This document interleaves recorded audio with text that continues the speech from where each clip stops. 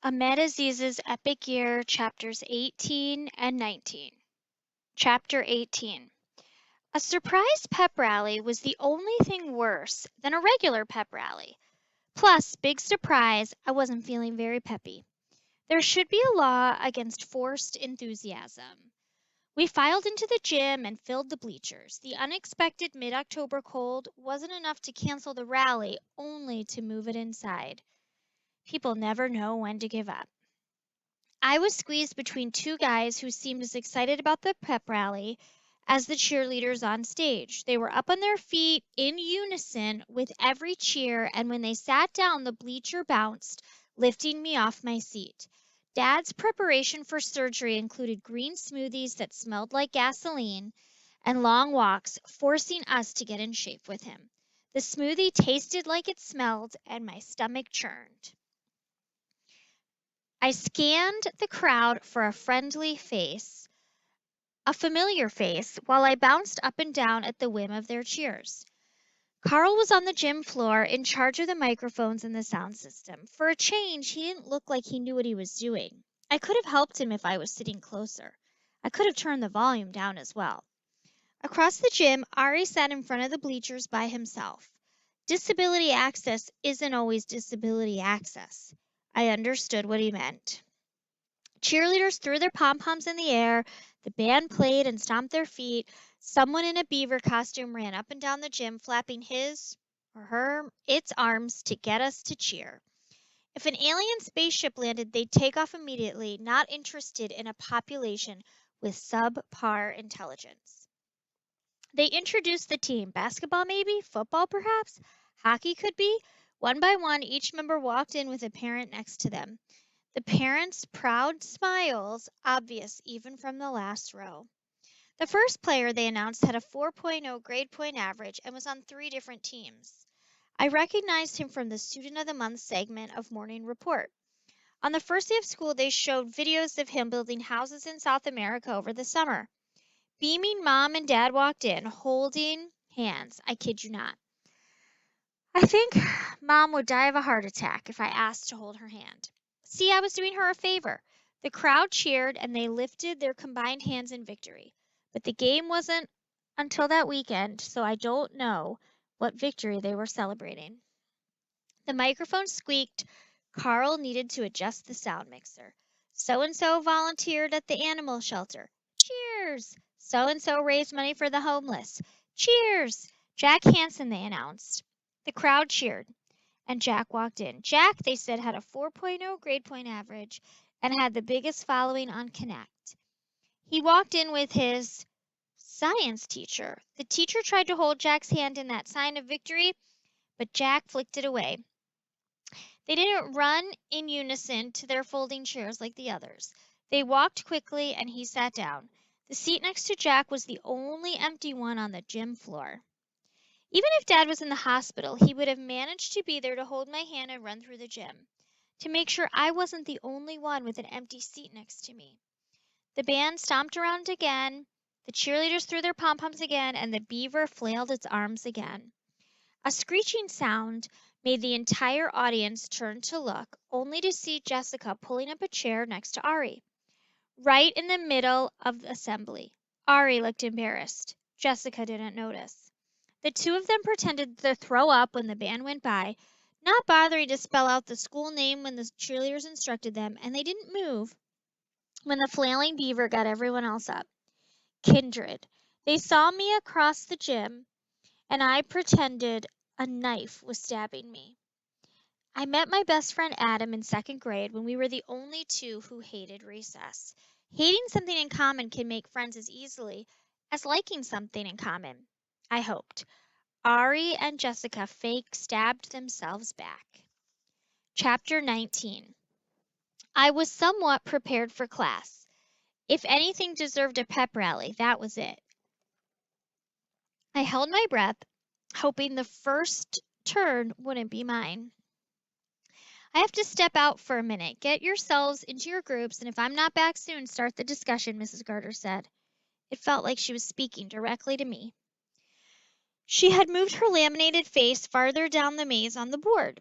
All four toddler faces were stuck behind the starting line. The obsession with this silly contest and sillier trophy was beyond ridiculous. Silly didn't stop me from being nervous. I reached for my headphones. I knew the drill. Teacher out of the classroom meant free time. Apparently, not with this overachieving bunch. Ari had his backpack on his lap. "What are you doing?" I asked. "Come on, move your butt." I felt like she was talking right to me. The other groups already had their chairs pulled together. No one wants to disappoint Mrs. Garter. Get moving. Man, Ari, Mrs. Garter is like the warden in holes. What are you talking about? Well, everyone is scared of her, and she doesn't have it to do or say a thing. I guess their reputations did the talking. I didn't expect Mrs. Garter to scratch someone's face wearing poison nail polish, but there were similarities. Hey, you read the book. Good job. Our group felt smaller than the others, and I counted each group twice to convince myself we weren't. I tapped my toes quickly, right and then left, keeping count. If I tapped until 20, maybe I'd feel less jittery. Okay, maybe 30. I wish she had told us who was going to lead the discussion before she left the room. The other groups looked taller, they looked smarter, at the very least, they looked less sweaty. This was not going to go down well for me. 60 toe taps. "Hey, you've got all your notes, right?" Jessica asked. "You remember everything we went over, right? You read the rest of the book, right?" Yeah, Jessica, but it's not too late for you to take over and run this thing." "No way." "You've got this," Ari added. In my entire existence, I don't think I had got anything less than I had got this. Maybe our group wouldn't get called first. I could do the math. There was a 25% chance that I would get called, which meant there was a 75% chance that I wouldn't. Maybe Carl would volunteer to go first. Maybe Mrs. Garter wouldn't make it back. Maybe there would be a fire drill. The door opened and she was already talking as she walked in. "So what do you want to start with, Ahmed?" Maybe. Maybe I should learn that luck would never be on my side. The class shifted in their chairs to look at me like they were one person. I understood what the dead and dead silent meant.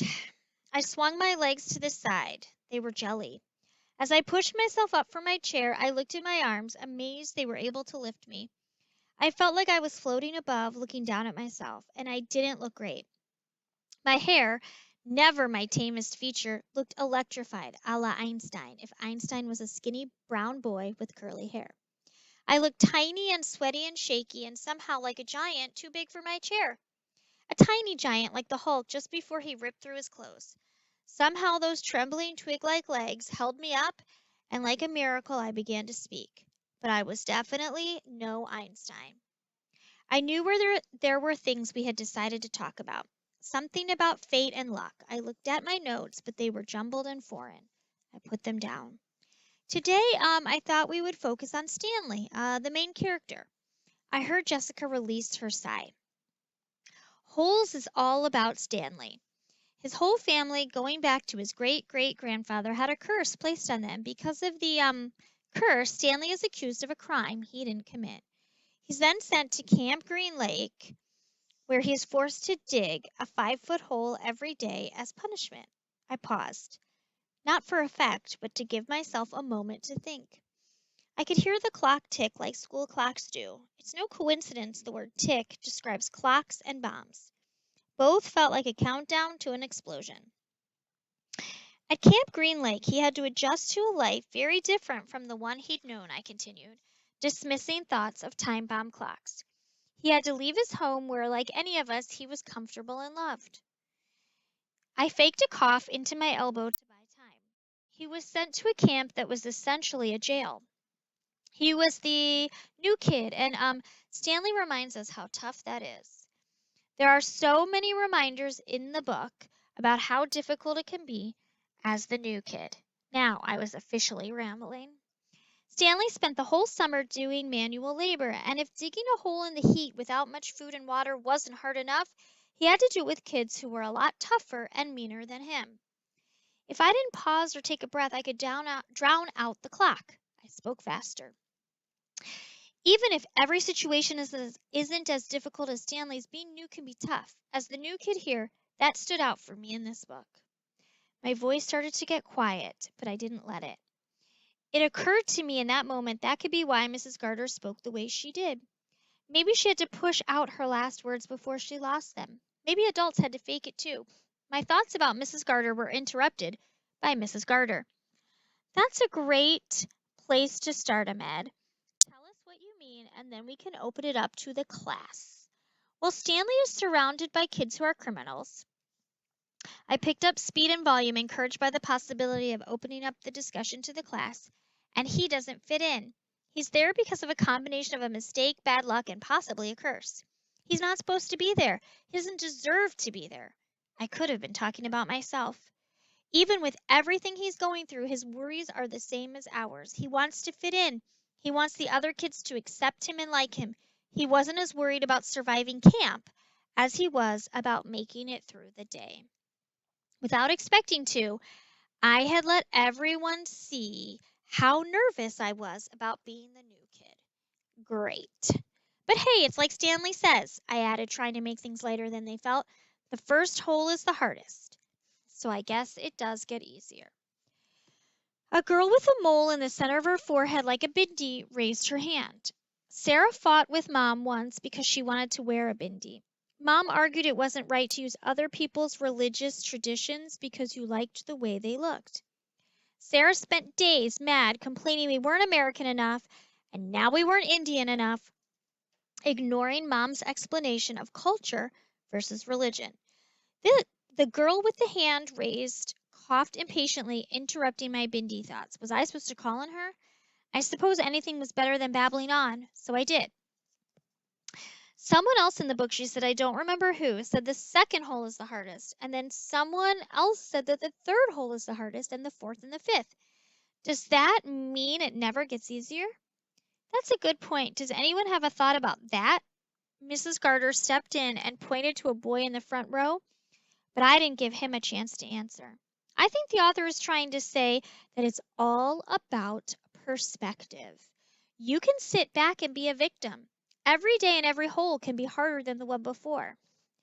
Or you can realize that every hole you dig makes you a little stronger and wiser, so you are more prepared to deal with the next hole. It was quiet in the room, and I took that moment to sit down. Jessica spent the rest of the class trying to bring up some of the themes from my notes and giving me dirty looks. I should have felt bad, but I was happy to be done. I had made it. When class ended, I pretended to look for something in my backpack to stall my exit and avoid facing everyone who now knew my feelings about being new. Hey, new kid. Yeah, I answered. It was someone from Carl's group. Lucky guy.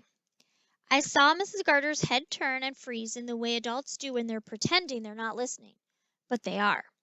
I think we have our next class together. You want to walk with us? Mrs. Garter's shoulders relaxed, as did mine. Sure. After Stanley finally finished digging his first hole, tired and well after everyone else, he stood to admire it.